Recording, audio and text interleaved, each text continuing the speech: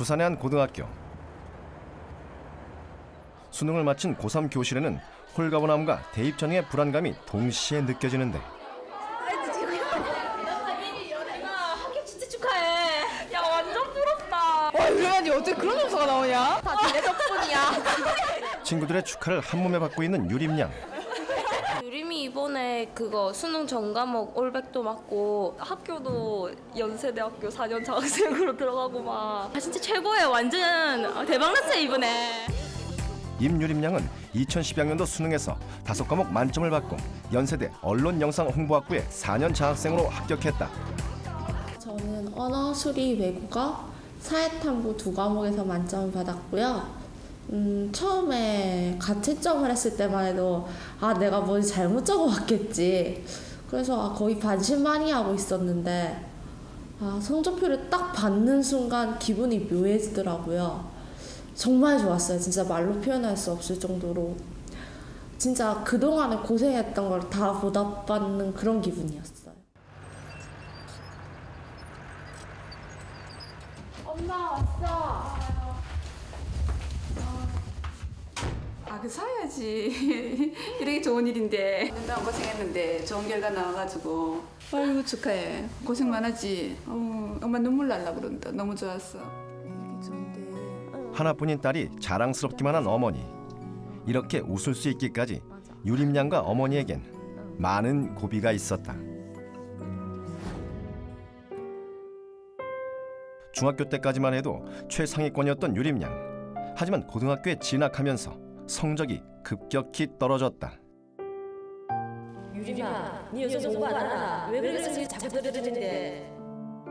1학년 내내 힘들어하던 유림양에게 어머니는 조심스레 입을 열었다. 언니가 정말 공부가 하기 싫은 건지 아니면 다른 문제가 있는 건지 하기 싫어. 진짜. 하기 싫어? 그냥 하기 싫어. 어릴 때부터는 엄마한테 항상 한 얘기가 있잖아. 엄마 왜 이모같이 대학 안 나왔어 그랬잖아. 근데 엄마 정말 공부하고 싶었는데 그 당시에는 그런 여건이 안 됐었어. 그게 제일 가슴 아파. 그래서 엄마가 니한테 항상 따뜻하게 말 못할 것 같았어. 이렇게 해볼게. 고마워. 새로운 마음으로 공부를 시작한 유림양. 지금까지 부족했던 노력의 양을 채우기 위해 선택한 공부법은 무조건 문제를 많이 푸는 것이었다. 한 달에 약 15권 정도의 문제집을 풀 정도였다. 문제를 푼 만큼 만족감도 커졌고 쌓이는 문제집의 높이만큼 자신감도 높아졌다. 문제집의 양과 비례해 내신 성적도 최상위권으로 올라섰다. 하지만 2학년 2학기 또 다른 벽에 부딪혔다. 내신 성적과 달리 모의고사 점수는 2등급에 멈춰 오를 줄을 몰랐다. 그렇게 또 한 번의 침체기가 찾아왔다. 한 3, 4개월 동안 제가 풀었던 영어 문제집만 이렇게 쌓아봤는데 제 무릎 높이까지 오더라고요. 그런데도 성적이 안 오르니까 그때는 내가 노력을 많이 안 해서 그런가? 싶어서 문제를 계속 풀었어요. 질적인 것에 문제가 있다는 그런 것도 인지하지 못하고 계속 양으로 승부하겠다, 나 문제 많이 풀겠다 이래서 문제만 많이 풀었던 것 같아요. 2학년 때 담임 선생님을 찾은 유림양. 안녕하세요. 축하한다. 선생님. 만점 맞았다. 당시 선생님은 공부량에 비해 모의고사 성적이 오르지 않던 유림양에게 결정적인 조언을 해주었다. 문제 푸는 양은 많지만 그 문제를 꼼꼼하게 짚어가는 그런 점이 조금 부족했던 것 같았습니다. 그래서 유림이랑 좀 이야기를 하고 그 한 문제 한 문제 보는 시각 또 문제 보는 눈을 좀 키우고 그다음에 왜 틀렸는가 앞으로 틀리지 않기 위해서는 어떤 점을 이렇게 좀 더 보강해야 되는가 거기에 좀 집중을 하라고 조언을 했었던 것 같습니다. 지금까지와는 전혀 다른 공부법을 찾아야 했던 상황. 과연 유림양의 공부법은 어떻게 변했을까?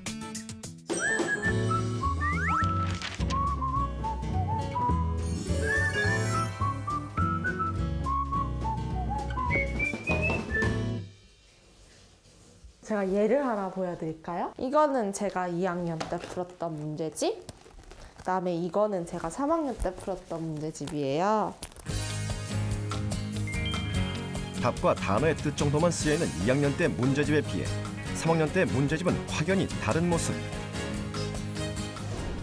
외국어는 제가 좋아하는 과목이기도 해서 그냥 문제 푸는 거 자체를 그냥 낙으로 삼고 기계적으로 문제를 풀었었어요. 그냥 답 찾고 매기고 답 찾고 매기고 끝. 수능이랑 그냥 답 찾기고 답만 맞추면 이렇게 된다고 생각을 했었는데 이렇게 2학년 때 계속 문제만 많이 풀다 보니까 그 문제 이상의 응용력이나 이해력을 요하는 문제가 오면은 그거를 제대로 풀어내지 못한다는 생각이 들었어요. 그래서 공부법을 좀 바꿔봤어요. 3학년 때 영어 공부법에는 어떤 차이가 생긴 걸까? 문제를 푸는 과정에서는 크게 달라진 점이 없었다. 전처럼 최대한 빠른 속도로 지문을 읽고 답을 찾아냈다. 진짜 공부는 채점을 하고 난 후에 시작되었다. 그 첫 단계는 문장 분석. 문장 구성 요소들을 품사별로 나눠 표시하고 단어들이 가진 역할을 파악했다. 이 과정을 통해 보다 정확한 독해를 할 수 있었다. 2단계는 문장 분석을 통한 정확한 독해를 토대로 지문의 주제를 파악해 기록하는 것.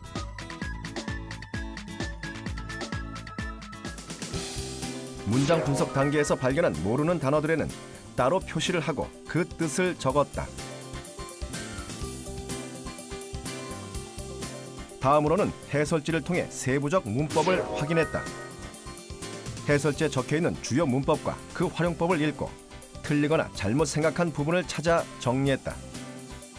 저는 처음에 that 이하가 목적절이라 생각을 했는데 that 이하의 절은 주격 보어의 역할을 하는 명사절이라고 나와 있습니다. 앞에 동사가 was니까 목적절이 아니라 이게 보어절이 될 수밖에 없습니다.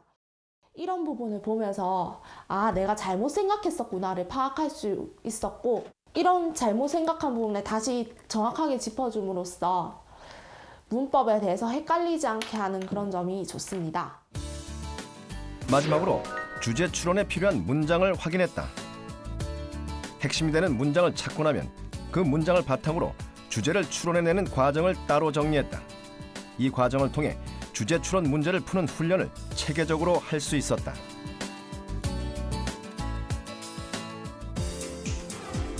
임유림 양의 영어 지문 분석 과정을 다시 한번 살펴보면 첫 번째로 문장 구성 요소를 하나하나 분석해 도형과 품사 기호로 표시했다.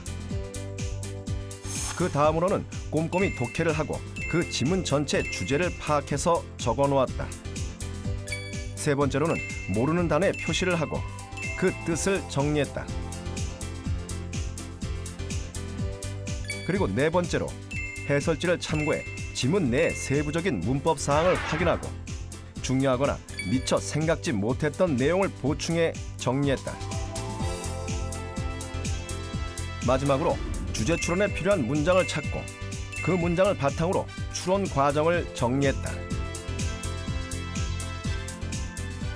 처음에는 많은 문제를 풀지 못하니까 불안한 감이 있었는데 한 문제를 풀더라도 저는 단어도 생각하고 주제문도 생각하고 빈칸 추론이 필요한 문장에 대해서는 그런 부분도 생각하고 그다음에 이게 또 어떻게 이 문법이 어떻게 응용돼서 나올까 또 생각하다 보니까 한 문제를 풀더라도 결국은 10문제에 해당하는 양의 공부를 하게 된 거예요. 그래서 하루에 10문제를 풀어도 저는 그 100문제의 양의 공부를 한 것이나 다름없으니까 그렇게 생각하니까 확신이 서더라고요. 이 공부 방법에 대해서. 그래서 실제로 영어 성적도 많이 올라갔었어요.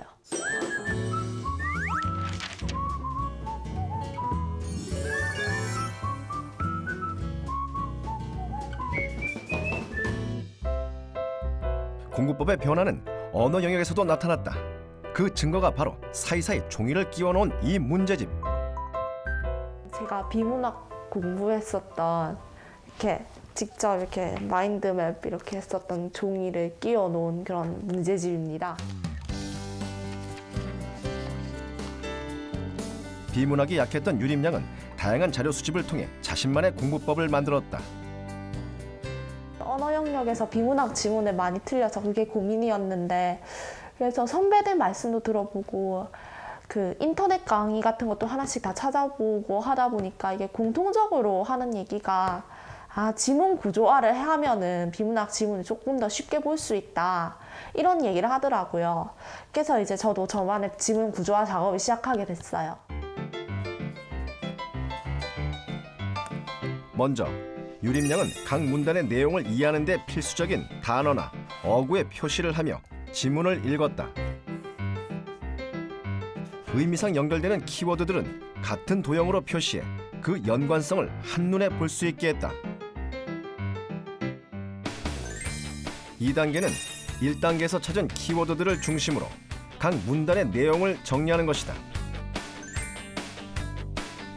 이때 세부적인 내용까지 다 정리하려고 하면 시간이 오래 걸릴 뿐 아니라 문단의 핵심 내용을 파악하는 데 방해가 되기 때문에 주의해야 한다.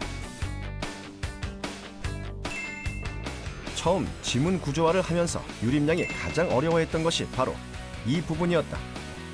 어떤 내용이 중요한지 판단이 서지 않아 눈에 띄는 모든 사항들을 정리하다 보니 거의 지문을 베끼는 수준이었다. 이에 대해 유림양이 찾아낸 방법은 지문에 딸린 문제를 확인하는 것. 결국 문제에 가장 중요한 내용이 나오기 때문이다. 이렇게 문단별로 내용을 정리한 후에 각 문단의 역할과 문단 간의 관계를 구조도로 만들었다. 촘스키가 언어와 정신관계에 대해서 주목을 했고, 여기서 LAD가 내장되어 있다는 사실에 주목을 했잖아요. 언어 습득기 가설에서도 LAD 얘기가 나오니까 대전제는 촘스키란 사람이 언어와 정신관계에 대해서 설명했다. 이번에서는 언어 습득기 가설에 대해서 조금 더 심화되어 들어가는 형태니까 1번, 2번은 같은 맥락이고 3, 4, 5에서는 관계가 어떻게 되냐면, 여기서 야생화 고리바가 언어 습득은 접촉 없이는 불가능하다라는 결론을 5번에서 내려주고 있고, 3번에서는 야생아인 늑대소녀에 대한 얘기를 하고 있고, 4번에서는 고리바인 제인이에 대해서 얘기를 하고 있으니까 이렇게 예시를 구체적으로 해주고 결론은 이렇게 내릴 수 있다라니까 일단 3, 4, 5 역시 같은 맥락입니다. 6번은 최종 결론이고, 그러나로 인해서 여기서 화제가 바뀌는 부분이기도 합니다. 구조도가 완성되고 나면 문제를 풀었다. 예전에는 문제를 풀며 수시로 지문을 확인했지만 구조도를 그리면서는 그럴 필요가 없어졌다. 문제를 맞췄다고 해서 유림양의 공부가 끝나는 것은 아니다. 이게 중요한데 중요하다고 얘기를 안 했구나. 문제를 맞췄다고 해서 제가 중요한 사항들에 대해서 다 알 수는 없는 거거든요. 그러니까 운이 좋아서 맞췄을 수도 있고, 그렇기 때문에 일단 문제하고 이 마인드맵을 비교해가면서 빠진 부분이 있다면 다시 채워놓고, 다음부터는 이런 점을 주의해서 봐야겠구나 하고 반성함으로써 이렇게 지문을 조금 더 잘 바라볼 수 있는 눈을 키우게 되는 거죠. 마지막으로 주의사항까지 적고 나면 유림양의 지문 구조도가 완성된다.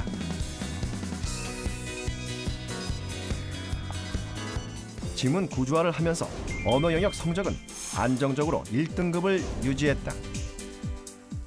언어는 지문 속에 답이 모두 있는 그런 과목인데 절대 지문을 간과할 수 없다는 생각이 들었어요. 그래서 이런 구조화 읽기를 시도하게 된 거고요. 이렇게 구조화 읽기를 하다 보니까 어느샌가 이제 지문의 구조가 눈에 쏙쏙 들어오고 글을 읽는 힘이 생기더라고요. 제가 이렇게 읽고 있는 거를 보고 친구들은 너 미련하게 왜 그렇게 읽어? 시간도 많이 걸릴 텐데 이런 말을 하기도 했지만, 실제로 저는 이제 이 방법으로 정말 효과를 톡톡히 받고 수능에서도 만점을 얻게 되었어요.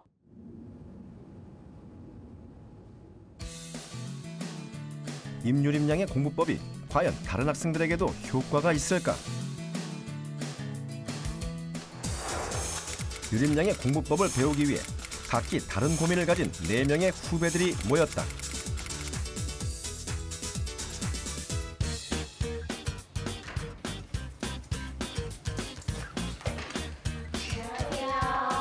너희들에게 공부 방법, 특히 그 중에서도 언어를 중심으로 공부 방법을 이렇게 전하려고 왔어. 처음부터 속도를 막 끌어올린다거나 단기간에 효과를 볼 수 있는 그런 공부 방법은 아니야.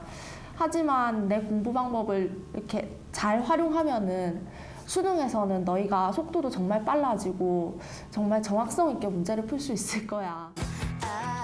유림양은 자신의 공부법을 설명하기 위해 학생들에게 지문을 나눠줬다. 대부분의 사람들은 자연현상이나 사회현상에 인과관계가 존재한다고 생각한다. 여기서 다시 인과관계랑 인과적 사고랑 연결이 되지. 직접 지문 구조와 과정을 보여주는 유림양. 후배들은 벌써부터 질린 얼굴이다. 치법과 차이법을 사용할 때 어떤 점을 주의해야 하는가 해서 주의사항은 이렇게 읊어주고 있는 내용이지.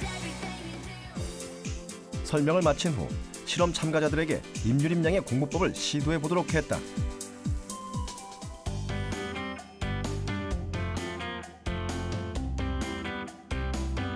아직은 익숙하지 않은 방법 탓인지 좀처럼 진도가 나가질 않았다. 따로 정리를 할까요? 아니면 같이 해야 되는지 잘 모르겠어요. 시간과 공간이 그렇게 돼 있고 이런 기법들을 통해서 시공간 편집을 해내면서 만화의 매력을 만들어낸다. 제가 항상 잘 못하는 게 다 읽고 나서도 내가 뭘 읽었는지 이렇게 정리가 안 돼서 그냥 눈으로만 읽었다 뭐 이런 식으로 밖에 안 남고 이랬는데, 그래서 그런지 그런 약점이 좀 많이 드러나서 그런지 이렇게 도식화해서 내 머릿속에 남기는 것 자체가 좀 아직은 전체적 내용 이렇게 핵심을 적는다는 게 상당히 좀 어렵고요. 또 시간이 많이 걸리니까 그것도 굉장히 힘든 점인 것 같아요. 네, 이거는 언니가 내주는 과제인데 이거를 다음 시간까지 해왔으면 좋겠어. 학생들에게 유림양이 직접 고른 지문을 과제로 나눠주었다. 실험 첫째 날. 과제 진행 상황을 알아보러 김태현 양의 교실을 찾았다. 숙제 아니에요? 조금 이따가 하면 조금 이따가 하려고요. 그냥 문제 풀면 되는데 막 뭐 구조 그리고 막 이래야 하니까 시간도 많이 걸리고 좀. 또 다른 참가자 김경림 양은 친구와 함께 지문을 분석하고 있다. 어떻게 요약을 하는 게 좋을까? 그냥 생각해두고 이까지 읽으면 될 것 같은데. 일정한 의미를 가져야 한다. 이게 중요한 내용인가? 아직 좀 헷갈리는 부분도 많고 그래서 친구랑 같이 하면 더 좋은 구조가 나오지 않을까 해서 친구랑 같이 하고 있어요. 한편 청소 시간에도 꿋꿋이 잠을 청하는 학생이 있는데. 나경 학생 자요?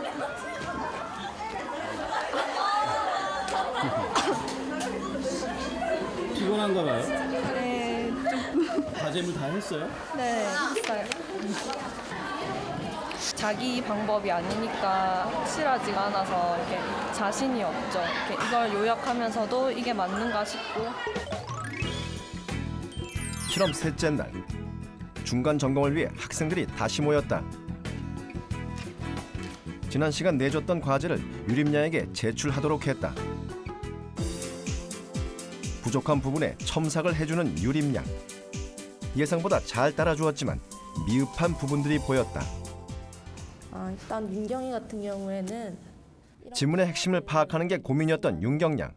3일 전보다 깔끔하게 구조도를 완성했지만 핵심 키워드들을 연결시키는 부분은 미흡했다. 조금 더 발전했으면 좋겠다는 생각이 들어. 기하기. 한편 아직 공부법에 자신이 없다는 나경양은 문단별 중심 내용을 정리하는 과정에서 문제풀이에 필요한 내용에도 불구하고 빠뜨린 부분이 많았다. 성악에서 기하학으로 확대 적용되었다. 학생들 대부분이 완벽한 구조도를 만들겠다는 부담감 때문에 시행착오를 겪고 있었다. 이런 부분만 조금만 더 위에서 보면 될 것 같다. 네가 만든 구조도를 너무 완벽하게 하려고 이렇게, 그러니까 메인은 그런 거는 그런 가능성이 좀 보여. 뭔가 구조도의 핵심 빠지면 불안하고 그런 게 약간 보여서 너무 완벽한 구조도를 만들기 위해 노력하지 말고 너만 알아볼 수 있으면 돼, 그냥. 드디어 실험 마지막 날. 유림양의 공부법은 효과가 있었을까? 오늘은 이제 실험 마지막 날이지. 이제 너희가 그동안 연습해왔던 그런 결과물을 이제 나한테 보여줄 시간이야. 그래서 언니가 이 4개의 분풀을 준비해왔어. 제비뽑기로 지문을 고른 후 그 지문을 분석하게 했다.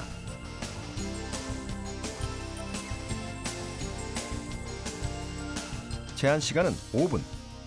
실제 수능처럼 테스트하기 위해서다. 학생들은 첫날과는 달리 빠른 속도로 지문을 분석했다. 분석을 마친 후 그 내용을 각자 발표하도록 했다. 시의 조사 결과 발표에 대한 그 금지에 대해서 이런 사회적 쟁점에 대한 질문이었는데요. 발표는 지문 없이 오직 구조도만 보고 하도록 했다. 1번 문단에서는 이런 사회적 쟁점이 발생했다. 그리고 찬성 측과 반대 측에 가장 내세우는 주장이 무엇인지 소개하고 있고요. 찬성 측 주장으로는 밴드웨건 효과, 열세자 효과, 그리고 여론 재반이 미성숙하다는 점과 여러 가지 폐해 등을 들었고요. 반대 측 주장에서는 국민의 알 권리를 제한한다와 공표의 부정적 효과를 증명할 증거가 부족하다라는 점을 들었습니다. 그리고 가장 마지막에서는 이런 쟁점이 시사하는 바가 무엇이냐에 대한 소개가 있었고요. 그것으로는 현행 선거법은 6일부터 이렇게 공표하는 것을 금지하고 있는데 이것은 과거에 비해서 제한이 상당히 줄어든 것이라고 합니다. 이 쟁점이 시사하는 바가 아주 크다는 것을 알려주는 예시가 되겠습니다. 네 학생 모두 지문의 핵심 내용을 빠뜨리지 않고 설명해냈다. 첫날과는 매우 다른 모습이다. 문제를 풀면서도 지문을 다시 보느라 낭비하는 시간이 줄었다. 구조도를 그리며 지문의 내용을 꼼꼼히 숙지했기 때문이다. 유림양의 공부법은 효과적이었다. 예전보다는 많이 좀 비문학 공부를 체계적으로 할 수 있을 것 같아서 뭔가 이제 그 문단 구분하고 뭐 구조화하는 것도 좀 익숙해진 것 같고 구조화를 시키면서 조금 더 눈에 잘 띄고 또 이 내용을 더 오랫동안 기억할 수 있다는 게 문제 푸는 점에서 도움이 많이 된 것 같아요. 이렇게 계속 연습하다 보면은 지문을 보는 눈도 생기고 이렇게 나중에는 이게 시험에 나올 것 같다라는 그런 감도 약간 생기는 그런 것도 있어. 이걸 한 몇 번 해보다가 바로 결과가 안 나타나네? 이래서 포기하는 일은 없었으면 해. 이 방법이든 아니면 다른 방법이든 너만의 방법을 고집해서 계속 이렇게 밀고 나간다면 분명히 너희 수능에서는 좋은 결과가 있을 거야.